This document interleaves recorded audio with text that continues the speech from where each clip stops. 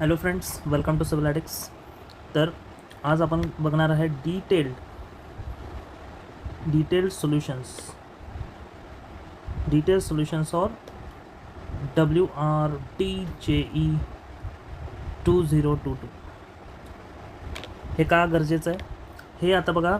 जसं मी म्हणलं की इथून ज्या एक्झाम्स होतील तुमच्या त्या दोन पॅटर्नवर TCS किंवा IBPS.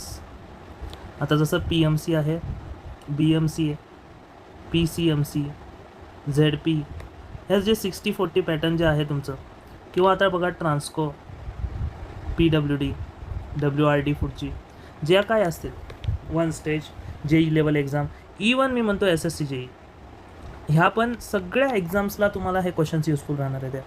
त्यामुळे तुम्ही डिटेलमध्ये जितकं जाल, जितकं समजून घ्याल ह्या क्वेश्चन्सना, तेवढं तुमच्यासाठी चांगलं आहे आणि तेवढंच तुम्हाला पुढं स्कोरिंग करून देणार आहे. So it is very important to get detail solutions of this question to improve your score in next exam.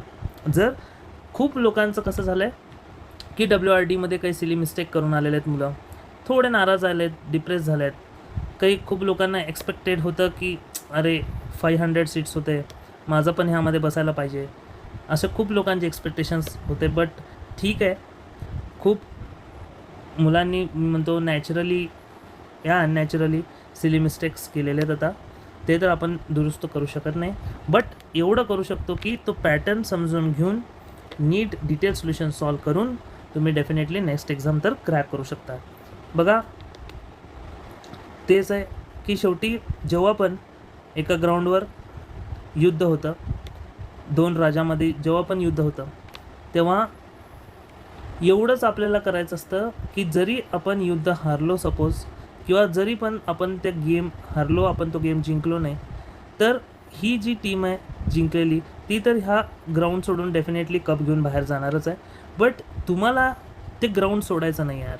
तुम्ही जर ग्राउंड सोडलं तर बघा, परत नवीन टीम येणार आणि परत नवीन कप घेऊन जाणार. जर तुम्ही ग्राउंडच नाही सोडलं, तुम्ही त्याच ग्राउंडमध्ये प्रॅक्टिस करत राहिलात तर कुठलीही टीम येऊ दे फ्युचरमध्ये, यू विल बिकम विनर. आणि हे कशामुळे होतं? हे कन्सिस्टंटली प्रॅक्टिस केल्यामुळे. Practice is not important, consistent practice is important, CP. तर हे जेव्हा तुम्हाला कळेल, हे आपल्या म्हणतो ना, आपले सेमिनार्स जे होतात, टार्गेट गव्हर्मेंट ऑफिसर्स, जे ह्यासाठी आपला जो ग्रुप आहे त्या मुलांना तुम्ही विचारू शकता की आपले जे सेमिनार्स आहेत ते किती युजफुल राहतात. खूप स्ट्रॅटेजी आपण डिसाईड करतो, प्रत्येक एक्झामची स्ट्रॅटेजी, त्या एक्झाम्सच्या रिलेटेड तुम्हाला जे क्वेश्चन सॉल्विंग असेल, ग्रुपवर तुमचे डाऊट्स असतील ते सॉल्व केले जातात, ऑफिसर्सचं गायडन्स भेटतं. तर ह्यासाठी हे ग्रुप्स आहेत. हे ग्रुप्स किरकोळ समजू नका की 100 रुपीज भरले म्हणजे काहीच देणार नाही. जशी जशी वेळ येईल एक्झामची, तुम्हाला कळत जाईल की काय व्हॅल्यू भेटली आहे तुम्हाला, आणि एक्झाम झाल्यावर पण तुम्हाला डेफिनेटली लक्षात येईल. आणि बाकीच्या मुलांना लक्षात आलंच असेल जे WRD आपल्या म्हणतात ना बॅचेस ज्यांनी केले आहेत सिव्हिलॅटिक्सचे, बघा त्यांचे स्कोर्स खरंच चांगले आहेत. हां ठीक आहे, काही मुलांनी सिली मिस्टेक्स केलेले आहेत, but definitely don't worry, we will improve and we will crack next exam. जर ही नसली तर नेक्स्ट, ठीक आहे, पण थांबायचं नाही आहे. Day 3 Set 1चा आज मी ॲनालिसिस तुम्हाला देणार आहे. Day 3 Set 1, ठीक आहे. Day 3 Set 1 कसा होता ॲक्च्युली, जरा ओव्हरऑल लुक बघूया यार आपण. सब्जेक्ट्स आणि त्याचं वेटेज हे खूप इम्पॉर्टंट आहे. हे पहिले तुम्ही काही करून तुम्हाला हे नीट समजून घेणे की कुठल्या सब्जेक्टला कसे वेटेज होते. बघा, जसं की सॉम जो आहे तो 4 क्वेश्चन, प्री स्ट्रेस आणि RCCला चांगलं वेटेज होतं 5 क्वेश्चन्स, बिल्डिंग मटेरियलला 7, estimate 4, mechanics 5, fluid mechanics 4. Exact मी जे पण आकडे सांगितले ते एक्झॅक्ट आहेत. मी आधी जे व्हिडिओज बनवले होते ते प्रेडिक्ट केले होते, पण एक्झॅक्ट आकडे आहेत. CPM 3, highway 6, soil 3, irrigation 6, SA आणि टॉस मिळून कमी होतं 2 सगळ्यात, आणि सर्वे 3, स्टील स्ट्रक्चर्स 4, एन्व्हायरमेंट 5. तर कन्सिस्टंटली एन्व्हायरमेंटचं आणि प्री स्ट्रेस अँड RCCचं वेटेज सेम राहिलेलं आहे 5. बाकी बिल्डिंग मटेरियल, हायवे आणि इरिगेशन 6 जरी पकडलं तर सपोज 20 + ते 10, जर तुम्ही टॉप 5 सब्जेक्ट्स जर उचलले तर तुमचं वेटेज होतं 30 अराउंड क्वेश्चन किंवा 30+ क्वेश्चन, आणि तुम्ही इझिली ह्या 5 सब्जेक्टमध्ये 30+ क्वेश्चन जर तुमचा सेट होता. Day 3 Set 1 मी त्यांच्याबद्दल बोलतो आहे की असा ओव्हरऑल त्यांचा पेपर होता. आता आपण एक एक क्वेश्चनला घेऊया, त्याचं डिटेल सोल्युशन बघूया. का गरजेचं आहे डिटेल सोल्युशन? कारण मी सांगितलेलं आहे की पुढं सेम लेवलला एक्झाम्स येणार आहेत आणि निष्काळजीपणा जर तुम्हाला खरंच करायचं नसेल तर थोडं डायरी पेन पेपर थोडं ठेवा यार. कारण कसं आहे, हे पेड आहेत, ॲक्च्युली व्हिडिओज पेड आहेत, बट तुमच्यासाठी एक डे 3चा मी जो सेट आहे तो फ्री केलेला आहे. डे 3चा सेट आहे तो फ्री केला आहे. का? कारण समजायला पाहिजे की कुठल्या ॲप्रोच ठेवायचे तुम्हाला क्वेश्चन सॉल्विंगचे. ॲप्रोच का आले पाहिजे, की कसे क्वेश्चन्स सॉल्व करायचे, किती फास्ट करायचे. ठीक आहे, तर बघा क्वेश्चन नंबर 1 मी डायरेक्ट टेक्निकलला घेतो आहे. नॉन टेक्निकलचा ॲनालिसिस आपण फक्त काय म्हणतात त्याला, जे आपले रिझनिंगचे क्वेश्चन्स आहेत त्याच्याबद्दलच देतो आपण नॉन टेक्निकलसाठी. जे रिझनिंगचे क्वेश्चन्स आहेत आणि ते पण आपण पेड ॲनालिसिसच ठेवलेलं आहे. कारण जेव्हा तुम्हाला आता डे 3साठी मी टेक्निकल फ्री देतो आहे, पण डे 2 असेल किंवा डे 1 असेल आणि नॉन टेक असेल तर ह्यासाठी तुम्हाला 750 रुपीज फी आहे. जर कोणाला घ्यायचे असतील व्हिडिओज तर तुम्ही एनरोल करू शकता कोर्सवर. 750चा कोर्स आहे आपला. त्यानंतर तुम्हाला डिस्क्रिप्शन बॉक्समध्ये तुम्हाला फॉर्म पण दिलेला आहे. If you want you can purchase. So first question बघा, क्वेश्चन काय होता, assumption plane section remain plane before and after bending. हे कशाचा क्वेश्चन आहे? हा क्वेश्चन आहे सॉममध्ये बेंडिंग अँड शिअर स्ट्रेसचा जो पार्ट आहे त्याच्या रिलेटेड क्वेश्चन होता. सिम्पल विचारलं होतं ॲझम्पशन. बघा बरेच ॲझम्पशन्स आहेत त्या सॉममध्ये, तुम्हाला काय आले पाहिजे. पहिलं, material of beam is homogeneous and isotropic. Homogeneous isotropic हा एक ॲझम्पशन आहे. Each layer is free to expand contract, हे एक ॲझम्पशन आहे. त्यानंतर beam is loaded within elastic limit. सगळ्यात फेवरेट ॲझम्पशन जे म्हणतो मी, RCC असेल, प्री स्ट्रेस असेल, सॉम असेल, की plane section remain plane before and after bending. ह्याचा सरळ अर्थ असा आहे की तुमचं जे व्हेरिएशन आहे, linear variation of stress over the beam linear पाहिजे. त्याशिवाय तुमचे जे सेक्शन प्लेन राहिलेत बिफोर आणि आफ्टर, ते प्लेन कसे राहतील. प्लेन जर राहायचं असेल तर डेफिनेटली लिनियर व्हेरिएशन पाहिजे. Linear variation of stress over the beam section is the right answer. आणि जर तुम्हाला बाकीचे पण ॲझम्पशन्स तुम्हाला आता समजून घ्या की एकाच ॲझम्पशन तुम्हाला लक्षात आलं असेल की प्लेन सेक्शनवर पडलं, पुढच्या होमोजेनस आयसोट्रॉपिकवर पण पडू शकतं. किंवा बीम कुठं लोडेड करतो आपण, कुठल्या पॉईंटपर्यंत लोड करतो, तर इलॅस्टिक लिमिट त्याचा आन्सर राहील. तर अशा वेगळे यंग्स मॉडल्स आपण कन्सिडर करतो कॉम्प्रेशन आणि टेन्शनमध्ये. त्याचा रेशो विचारला होता एका एक्झामला 1, कारण यंग्स मॉडल्स कॉम्प्रेशनला आणि टेन्शनला सेम असतो. EC = ET कॉम्प्रेशन आणि टेन्शन. जर तुम्ही रेशो काढला तर 1 येतो. तर अशा वेगळे ॲझम्पशन्सवर वेगळे क्वेश्चन्स फ्रेम करू शकतात एक्झाम्स. सो तुम्हाला अलर्ट राहायचं आहे आणि अशा क्वेश्चन्सला डिटेलमध्ये थोडं नीट बघायचं आहे, की नुसतं रटून घ्यायचं नाही की प्लेन सेक्शन रिमेन प्लेन. थोडा अर्थ समजून घ्या की प्लेन कधी राहतो. हे तुम्हाला डिटेलमध्ये जेव्हा तुम्ही कोर्स घ्याल तेव्हा तुम्हाला कळेल की जी स्ट्रेस व्हेरिएशन आहे ती लिनियर आहे. ठीक आहे. त्यानंतर loss of pre stress due to shrinkage, शब्द खूप इम्पॉर्टंट आहे. बघा वेगळे प्री स्ट्रेसचे लॉसेस आहेत ह्यामध्ये. लॉसेस ऑफ प्री स्ट्रेसमध्ये पार्ट आपला एक आपण म्हणतो जे इमिजिएट लॉस आहेत. इमिजिएट म्हणजे जे शॉर्ट टर्म लॉसेस एक असतात आणि एक long term time dependent losses पण म्हणतो लाँग टर्ममध्ये. तर शॉर्ट टर्ममध्ये कुठले येतात, फ्रिक्शन असेल, anchorage and slip, elastic shortening, हे सगळे आले. ह्यानंतर लाँग टर्ममध्ये जर तुम्ही बघायला गेलं तर श्रिंकेज आलं, क्रीप आलं, रिलॅक्सेशन पण हा लाँग टर्म लॉस आहे. आणि हे सगळे डिपेंड कशावर करतात, इनिशियल प्री स्ट्रेसवर. इनिशियल प्री स्ट्रेसवर डिपेंड करतात तुमचे लाँग टर्म लॉसेस. आणि जसं म्हणलं होतं की loss of pre stress due to shrinkage, तर सरळ आहे, ह्याला म्हणू शकतो आपण श्रिंकेज स्ट्रेन. कारण लॉस झाला आहे प्री स्ट्रेसचा श्रिंकेजमुळं. तर जेव्हा पण प्री स्ट्रेस लॉस होईल, सपोज ही लॉस झालेली आहे, डिवायडेड बाय तुम्ही जर इनिशियल केलं तर डेफिनेटली हे जर काही युनिट राहत नाही, नो युनिट येतं आन्सर. आणि नो युनिट म्हणजेच स्ट्रेन यार. आणि एकच ऑप्शन होतं. मग आता तुम्हाला जर विचारलं मॉड्युलर रेशोचा अर्थ काय, मॉड्युलर रेशो इज ES/EC. आणि ESचा फॉर्म्युला 2 × 10⁵. स्टीलसाठी EC जे आहे modulus of elasticity of concrete, ह्याचा फॉर्म्युला आहे 5000√FCK. आणि हे पण सेम विचारलं होतं 5000√FCK. हे IS 456/2000 नुसार 1978 नुसार 5400√FCK. तर असे वेगळे व्हॅल्यूज आहेत वेगळे IS कोडनुसार. तर तुम्हाला मी म्हणलं ना की खूप अलर्टपणे तुम्हाला सॉल्व करायचे क्वेश्चन. तर श्रिंकेज स्ट्रेन सरळ आन्सर होतं, तुम्हाला थोडं बघायला पाहिलं होतं. त्यानंतर thickness of isolated RCC footing. बघा थिकनेस विचारली आणि ऑप्शन्स बघा यार 150, 750, 300, 550. तर बघा थिकनेस ऑफ फुटिंग विचारलं. फुटिंगची थिकनेस 50 आणि 75 आपण कधीच घेत नाही एवढी कमी. तर दोन प्रकारचे फुटिंग्स, जेव्हा पण फुटिंग रेस्ट करते दोन प्रकारे रेस्ट करते, एक सॉईलवर एक पाईल्सवर. सॉईलवर जर रेस्ट केली तर त्याची थिकनेस ठेवतो आपण 150 mm. पाईल्सवर केली असेल तर 300 mm. It is very very important.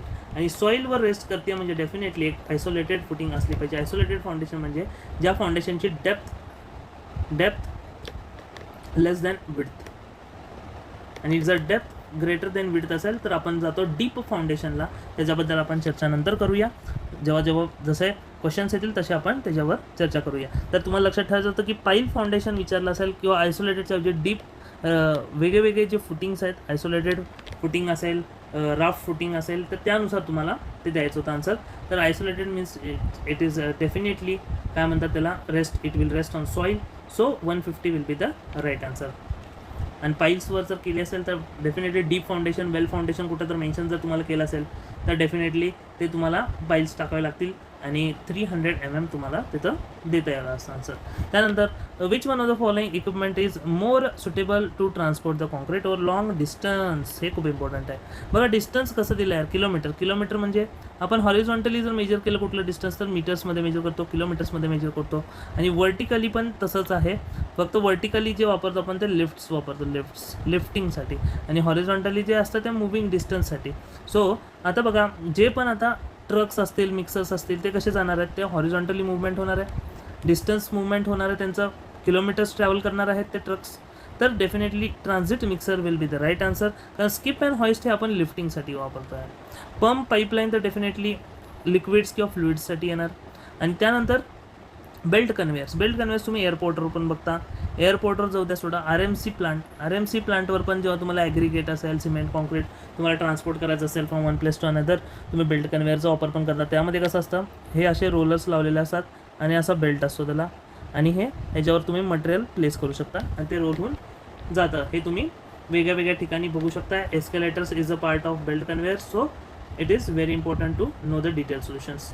So बघा तुम्ही, हे पण इम्पॉर्टंट क्वेश्चन होतं. ट्रान्सपोर्टेशन तुम्हाला पुढच्याच विचारू शकता. स्किप अँड हॉइस्ट लिफ्टिंगसाठी कुठला वापरतो आपण, स्किप अँड हॉइस्ट. बाकी अशा वेगळ्या टॉपिकवर फ्रेम करू शकता. त्यानंतर बघूया next, calculate quantity of earthwork by mid sectional area method. Mid sectional एरियाने तुम्हाला कॅल्क्युलेट करायची क्वांटिटी. बघा क्वांटिटी, आणि हा पहिला गोष्ट, हा कशाचा, कुठल्या सब्जेक्टमधला क्वेश्चन आहे तर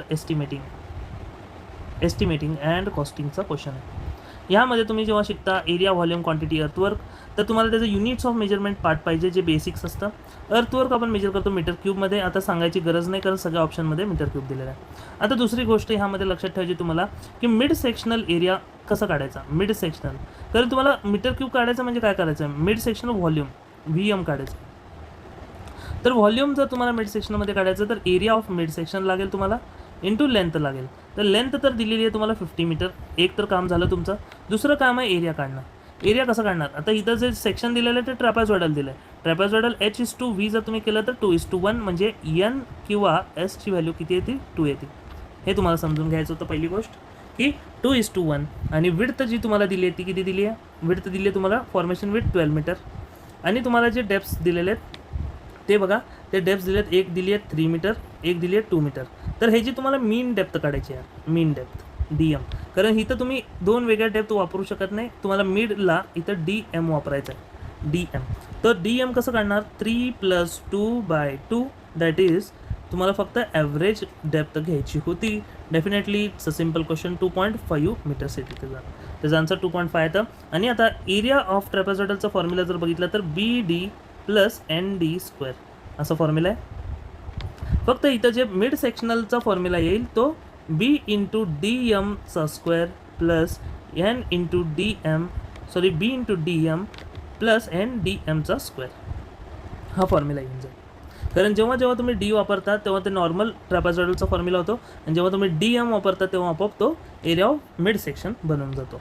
तर B किती आहे बघा, B दिलेला आहे तुम्हाला 12 × 2.5 + N किती दिलं आहे, 2 × 2.5चा होल स्क्वेअर. ह्याचं जर तुम्ही आन्सर कॅल्क्युलेट केलं तर 42.5 मीटर्स स्क्वेअर येऊन जातो एरिया. मग एरिया इंटू लेंथ जर तुम्ही केलं 42.5 इंटू 50 तर तुम्हाला आन्सर भेटतं 2125. आणि हे कुठलं ऑप्शन आहे यार, option B. So choose an option is also correct. बघा option B is the right answer. त्यानंतर सिम्पल क्वेश्चन आहे आणि हे जे गोष्टी आहेत ना हे लगेच नोट डाऊन करा, कारण ह्याच पॅटर्नवर क्वेश्चन बनले आहेत पुढच्या सेट्सवर.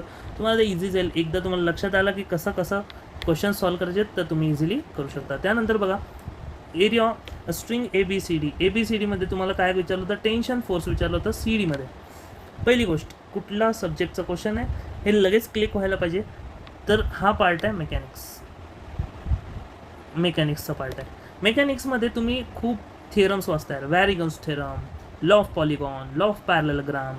तर ह्या थिअरम्स वेगळ्या फोर्सेसवर डिपेंड राहतात. कुठले concurrent forces, non concurrent, coplanar, non coplanar, असे वेगळे फोर्सेस असतात. अजून एक ह्यामध्ये थिअरम आहे, ती आहे लॅमिस थिअरम. खूप इम्पॉर्टंट थिअरम. लॅमिस थिअरम काय आहे, हा जर क्वेश्चन तुम्हाला सॉल्व करायचा आहे तर सगळ्यात बेस्ट सॉल्व करू शकता तुम्ही बाय दिस थिअरम. पण त्यासाठी तुम्हाला लॅमिस थिअरम कळणं गरजेचं आहे. त्याच्यावर डिटेल सॉल्युशन्स पण मी देणारच आहे. त्याचे PDFs आहेत, ते पेड राहतील पण बाकी, आणि ते त्यांनाच भेटतील जे 750 वाला कोर्स जॉईन करतील, त्यांनाच PDF दिले जातील. कारण बघा आपल्याला काय आहे, आपल्याला फक्त PDF घेऊन क्वेश्चन सुटणार नाही आहे, तुम्हाला त्याचे डिटेल सोल्युशन्स पण खूप गरजेचे राहतील. सो कंपल्शन केलं की 750मध्ये तुम्हाला PDF प्लस डिटेल सोल्युशन्स दोन्ही आपण नॉमिनल कॉस्टमध्ये आपण प्रोव्हाइड करूया. तर आता ठीक आहे, तो पार्ट वेगळा आहे. त्यानंतर बघा लॅमिस थिअरम काय म्हणतं, जेव्हा पण तुमच्याकडे कंकरंट फोर्स सिस्टम असतं, कंकरंट फोर्स म्हणजे काय, एका पॉईंटमधून पास होणारे फोर्सेस. तर ह्याला म्हणू आपण F1 फोर्स, F2 फोर्स आणि F3 फोर्स. ठीक आहे, ह्याला म्हणू आपण θ1, ह्याला म्हणू आपण θ2, ह्याला म्हणू आपण θ3. तर जेव्हा पण अशी सिस्टम येते फोर्सची, तेव्हा लॅमिस थिअरम काय म्हणतं की F1 over sine θ3 is equal to F2 over sine θ2 is equal to F3 over sine θ1. तर ही खूप इम्पॉर्टंट थिअरम, ह्याला म्हणायचं साइन प्रपोर्शन थिअरम किंवा लॅमिस थिअरम, कारण साइन अँगल यूज केला आहे पूर्ण ह्याच्यामध्ये थिअरममध्ये. आणि त्यानंतर अजून एक इम्पॉर्टंट आहे ह्यामध्ये बघा, जर तुम्ही एवढाच पार्ट जर तुम्ही कन्सिडर केलं, तुम्हाला कुठली पाहिजे, तुम्हाला फोर्स CD पाहिजे, तुम्हाला C to D पाहिजे, मग मी काय करेन, एवढ्याच पार्टची मी फ्री बॉडी डायग्राम ड्रॉ करतो. बघा तुम्ही फ्री बॉडी डायग्राम कशी ड्रॉ करायची, बघा ही FCD हा फोर्स झाला, जो तुमचा हा फोर्स आहे FCD. त्यानंतर अजून एक फोर्स आहे तुमचा हा C पॉईंटला जॉईन, तो आहे BC, हा झाला FBC. आणि अजून एक फोर्स आहे तुमचा जो आहे तो 500 न्यूटनचा, तो आहे 500 न्यूटन FCD FBC. ठीक आहे, अजून एक इम्पॉर्टंट आहे गोष्टी यार ह्यामध्ये बघा, 60 जे आहे ते हे अँगल आहे. सपोज मी इथं एक वर्टिकली लाईन ॲज्युम केली, तर हा अँगल काय होईल, हा अँगल बनेल ह्याला अल्टरनेट, आणि अल्टरनेट अँगल्स आर सेम, तर त्यामुळे हा पण बनेल 60 डिग्री. तर हे अल्टरनेट अँगल सेम झाले, तसेच सेम झाले हे अल्टरनेट अँगल्स 120 डिग्री. म्हणजे हा पण 120, हा पण 120. मग आता सपोज मी जर म्हणलं की हे वर्टिकलपर्यंत किती यायला पाहिजे 180, मग 180ला किती कमी पडतं 60 डिग्री, तर हा पण 60 बनला. आणि जर सर्कल फॉर्म करायचं तर तुम्हाला 360 डिग्री लागतात. तर तुमच्याकडे किती आहे, 360 पैकी 120 प्लस 120 240 मायनस 240 जर तुम्ही केले तर 120 आन्सर येतं. त्यामुळे हा पण अँगल किती येतो 120 डिग्री. तर सिम्पल आहे यार, जेव्हा तुमचे θ1 is equal to θ2 is equal to θ3 राहतात ना, बघा इथं साइन θ1 θ2 θ3 तिन्ही कॅन्सल होऊन जातात, आणि तुमचे जे तिन्ही फोर्सेस आहेत F1 is equal to F2 is equal to F3 होऊन जातात. This is simple Lami's theorem. त्यामुळं ह्याच क्वेश्चनचा आन्सर असं बनून जातं की FCD over sine 120 is equal to FBC over sine 120 is equal to 500 over sine 120. 120 120 120 cut, त्यानंतर तुम्हाला भेटतं FCD is equal to FBC is equal to 500. आणि हेच सिम्पल आन्सर तुम्हाला सांगायचं होतं 500 न्यूटन. तर जे पण फोर्स होता सीला अटॅच, तोच दोन्ही मेंबरमध्ये येऊन जातो. तर बघा हे कळत नाही लगेच क्वेश्चन, काही लोकांना असं वाटलं असेल की अरे केबल दिसायला लागली आहे, केबल दिसायली, स्ट्रिंग दिसायली म्हणजे हा एसएचा क्वेश्चन आहे का? नो. तुम्हाला ओळखता आलं पाहिजे म्हणून मी सगळ्यात पहिले सांगितलं की सब्जेक्ट इज व्हेरी इम्पॉर्टंट. तुम्हाला पहिलं समजून घेणं.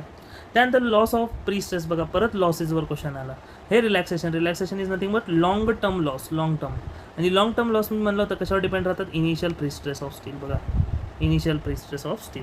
श्रिंकेजवर तर श्रिंकेज लॉस राहतो, फ्रिक्शनवर फ्रिक्शन लॉस राहतो, इलॉंगेशनवर आपला काय म्हणतात इलास्टिक शॉर्टनिंग राहतो. तर हे तर येऊ शकत नाही यार इनिशियल प्री स्ट्रेस, कारण लॉस आहे, प्री स्ट्रेस झालेला आहे. प्री स्ट्रेसचा लॉस कशावर डिपेंड राहतो? इनिशियल प्री स्ट्रेसवर. इट्स डेफिनेटली बेसिक काय म्हणतात त्याला कॉमन क्वेश्चन आणि कॉमन सेन्सवाला क्वेश्चन होता.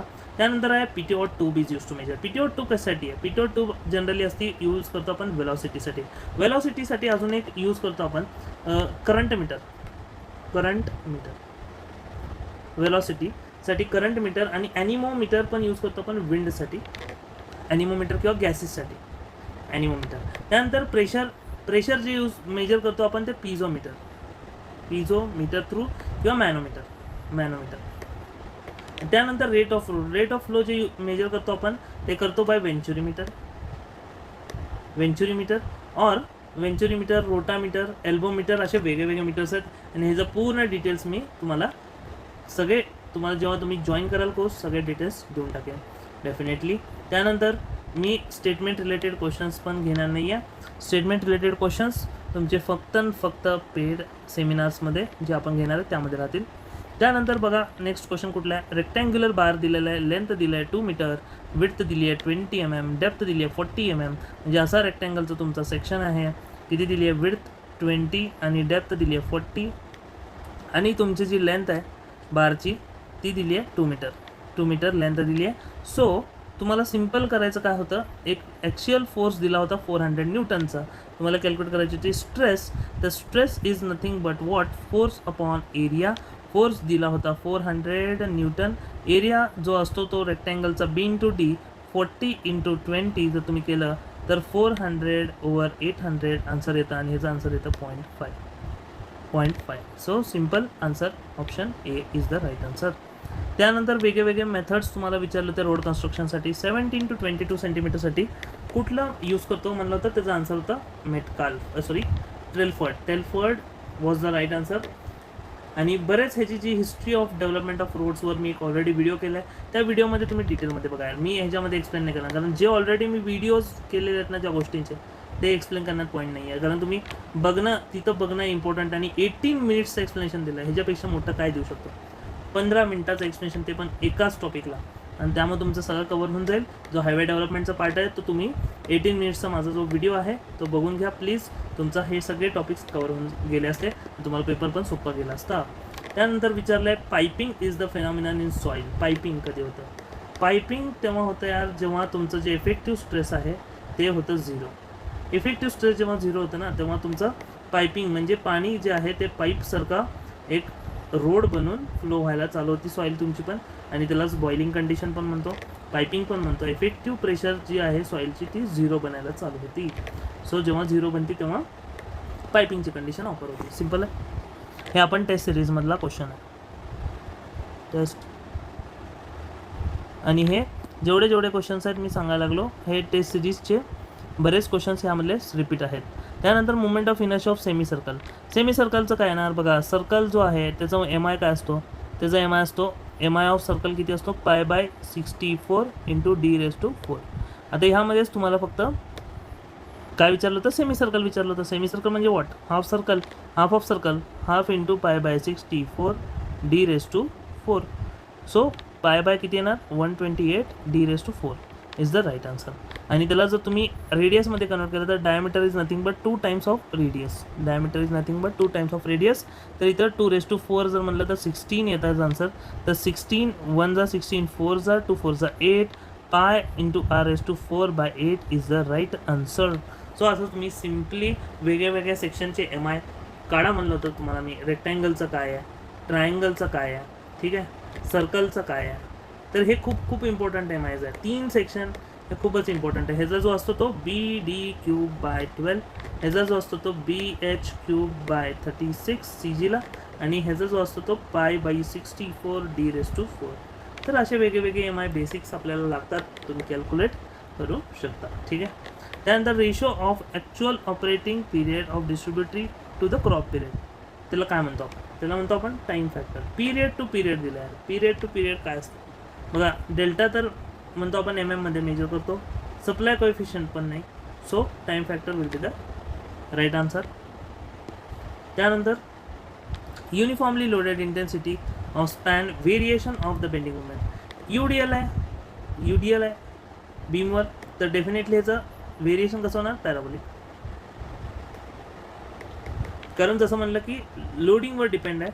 लोडिंग जर पॉईंट लोड असेल तर लिनियर, पॅराबोलिक असेल तर UDL असेल तर पॅराबोलिक. तर हे पण सिम्पल क्वेश्चन होता. त्यानंतर बघा, खूप बेसिक क्वेश्चन आणि खूप एक्झाम्सला पडणारा क्वेश्चन आहे, भयंकर. इतक्यांदा विचारलं आहे सेट 1, सेट 2, सेट 3ला, तर रिपीट क्वेश्चन आहे हा.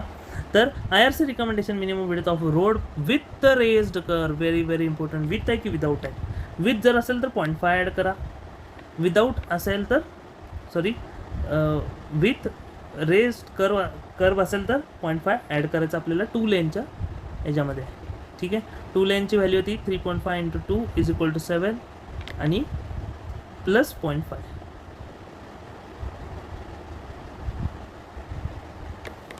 सो मिनिमम विथ 2 लेनसाठी विचारली आहे विथ रेस कर्व. तर जनरली सिंगल लेनसाठी आपण जी विड्थ ठेवतो ते 3.5 मीटर पर लेन करतो आपण. मग इथं तर मल्टी लेन आहे तर 3.5 × 2 होणार. तर हे होतं 7 plus 0.5 as with race curve विचारला आहे. सो 7.5 होऊन जातो आन्सर. सिम्पल आहे. त्याचं पण आपण काय करूया, हे जे पण सगळ्याचे डिटेल सोल्युशन्स तुम्हाला लवकरात लवकर द्यायचा प्रयत्न करूया. सो आय थिंक हा झाला आपला पार्ट 1. पार्ट 2मध्ये आपण बाकीचे पण बरेच क्वेश्चन्स जे आहेत ते आपण डिस्कस करूया आणि बरेच बेसिक कन्सेप्ट्स आपले राहिलेले आहेत. सो आता छोट्या छोट्या पार्ट्समध्ये आपण व्हिडिओ करून आपण त्याचा तो टॉपिक पूर्ण तुमचा जो डे 3चा जो पार्ट आहे तो बऱ्यापैकी एका ह्याच्यातून कवर होऊन जाईल आहे. आणि हे तुम्हाला डेफिनेटली PMC असेल, PCMC असेल, बाकीच्या गोष्टी असेल तर तुम्हाला डेफिनेटली हेल्प होईल. आणि आय होप तुम्ही अभ्यास करताय बाकीच्या गोष्टींसाठी. So best of luck friends from Civilatics. आणि ज्यांना पण ही सिरीज ज्यांना आता क्वेश्चन्स कळताय, समजले असतील तर डेफिनेटली जॉईन करा. So best of luck to crack WRD and other exams too. So आपण नेक्स्ट लेक्चरला भेटूया, कारण ऑलरेडी खूप वेळ झालेला आहे, क्लोज करावं लागणारं lecture. So thank you friends for watching civil addicts.